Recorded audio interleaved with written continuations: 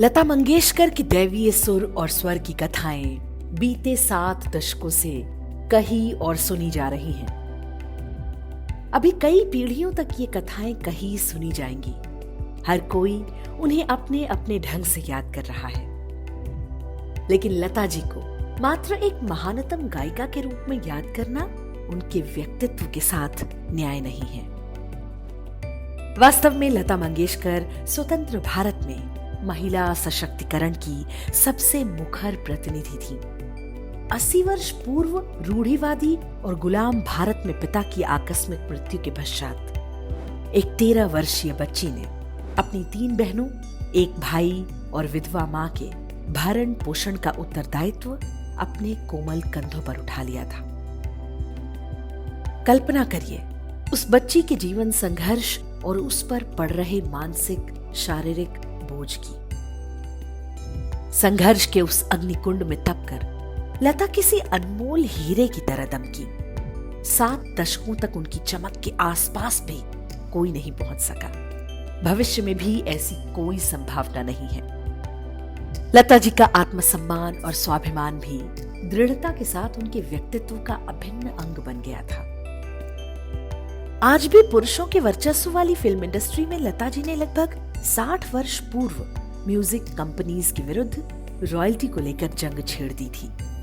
तब मोहम्मद रफी जैसे गायक म्यूजिक कंपनीज के पक्ष में खड़े हो गए थे। समझाने का प्रयास किया गया तो रफी ने लता जी की ओर इशारा करते हुए कहा था कि मुझे नहीं, इन महारानी को समझाओ। मोहम्मद रफी के इस कटाक्ष को भांपकर लता जी ने तत्काल उत्तर दिया, हाँ, मैं महारानी ही हूं। तिलमिलाए मोहम्मद रफी ने घोषणा की कि आज से मैं तुम्हारे साथ गाने नहीं गाऊंगा। इस धमकी का भी लता जी ने तत्काल उत्तर दिया, आज से मैं भी तुम्हारे साथ कोई गीत नहीं गाऊंगी। कई वर्षों तक दोनों ने एक साथ नहीं गाया। मीडिया में वर्षों तक दोनों का ये विवाद सुर्खियां बनता रहा, लेकिन लता जी नहीं झुकी। म्यूजिक कंपनीज को रॉयल्टी की लता जी की शर्त माननी पड़ी और अंततः मोहम्मद रफी का अहंकार टूट गया।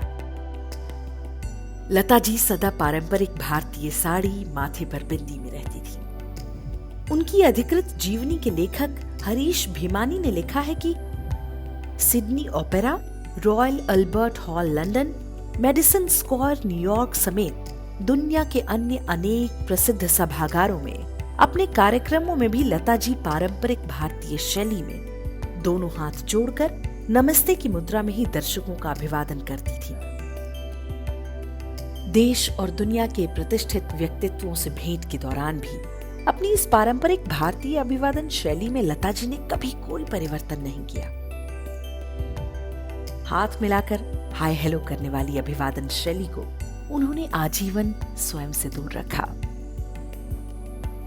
लता मंगेशकर की वैचारिक स्वतंत्रता इतनी प्रखर, इतनी मुखर थी कि वीर सावरकर के प्रति अपने सम्मान को व्यक्त करने में कभी नहीं हिचकिचाई।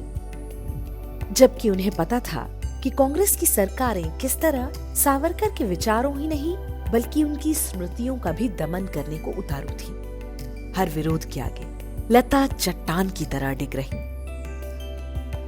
लता जी की जीवनी में हरीश भीमानी ने लिखा है कि उनको केवल 2 चीजों से प्यार था, एक संगीत और दूसरा राष्ट्र। वो हमेशा कहती थी कि भारत के झंडे को मैं सबसे ऊंचा देखना चाहती हूँ।